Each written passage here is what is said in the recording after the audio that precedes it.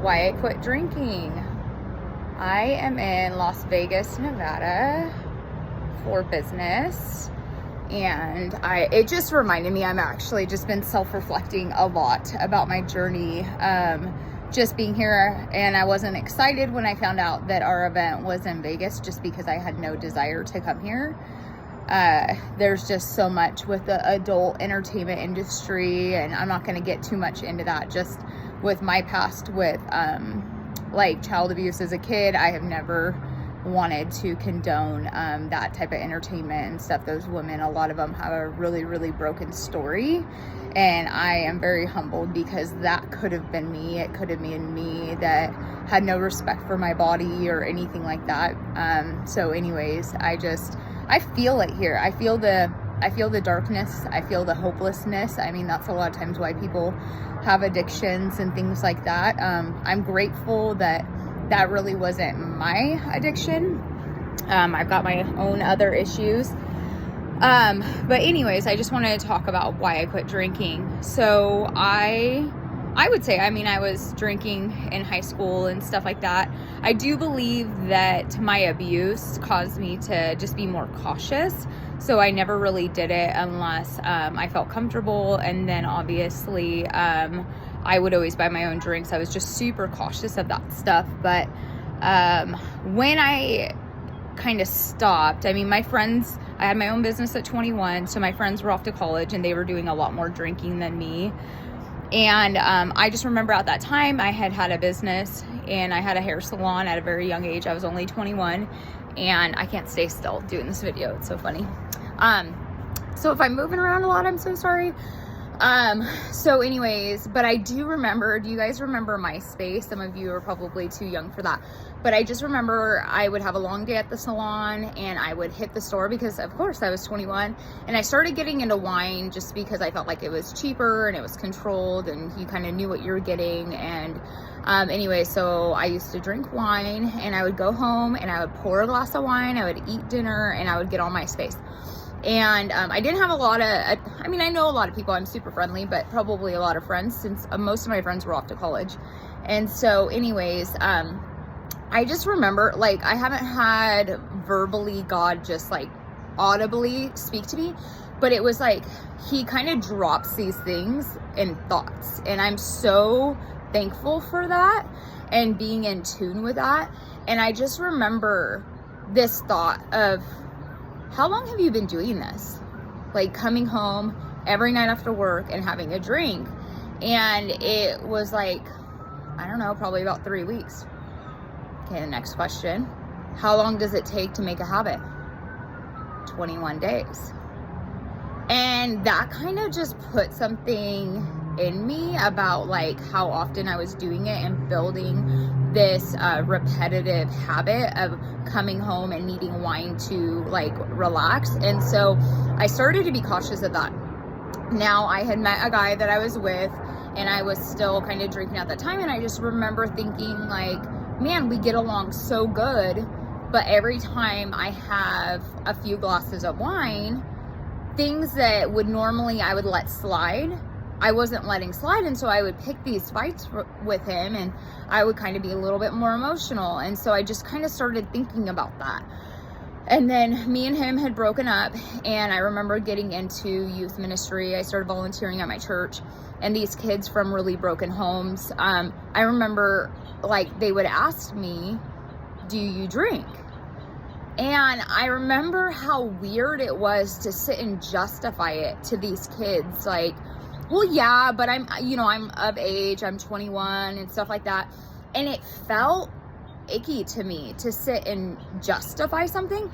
And it was kind of like, I just wanted to remove it and be like, no, I don't drink.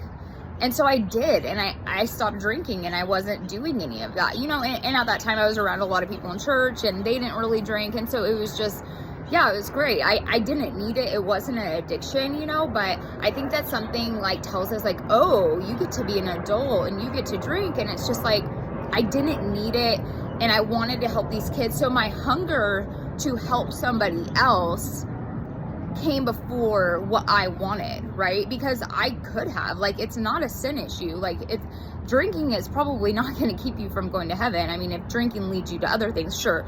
But like, it's not a salvation thing if you drink. So then comes meeting my husband. And on the first date, he was very open. I'm sorry if I'm moving around a lot. I feel like I'm hopping around. I can't sit still. So anyways, he, on the first date gave me a way out, and he was like, yeah, I had a past with addiction. I just want you to know. And I was like, man, he's being like so honest with me and stuff. And so I don't remember at what point, but we had just decided like drugs and alcohol were not going to be for us. Like, it just wasn't going to be our life. Well, unfortunately, you know, he had fell into pain pill addiction again. And I think just like there was a season of him being on and off of work, and I probably didn't make that easy on him, like making him feel probably like a loser for not providing. And so, but I will tell you right now, I truly believe that decision to not have alcohol or drugs or anything in my house helped give me a solid 2 feet. When anything would come up, I was like, no, we agreed. We are not doing drugs. We are not doing alcohol, because I see it so often that there'll be one spouse that's like, well, he has the problem. He has a problem. But they don't want to give it up. They don't want to give up the weed. They don't want to give up the drinking. They don't want to give that up.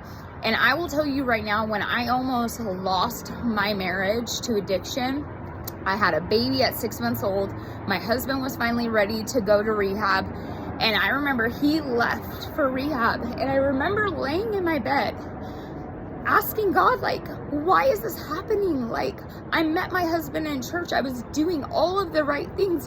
Why is this happening to me? I thought I was a good kid, like making good decisions and doing things the right way. And we didn't have sex before marriage and all of these things. And so we did with other people, but we chose not to do that before we got married.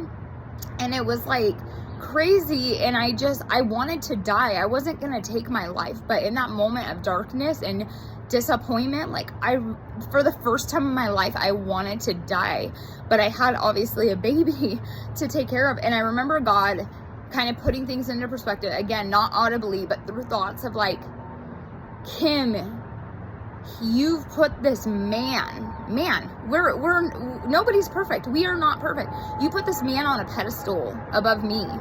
And I realized, like, man, things were so out of order in my life, and that even if he didn't come back clean and sober, that I needed to rely that God was always going to take care of me. I knew that I was never going to be homeless or live in my car. I have skills. I know how to work. I know how to provide.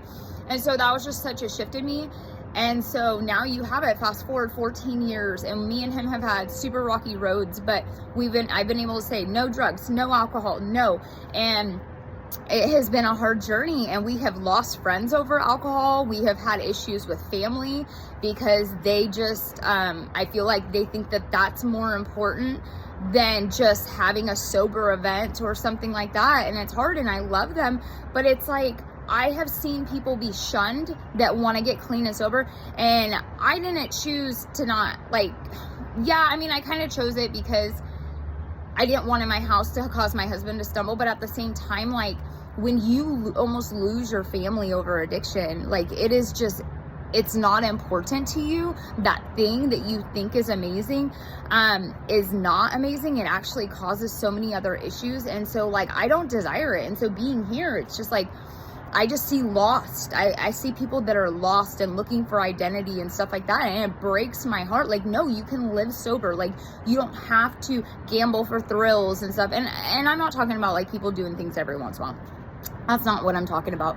But it's just like, for me, I don't need it to have fun. I don't need it to relax me. I feel like if you need it to relax, that you need to listen to your body, and there's alarms going off inside of you.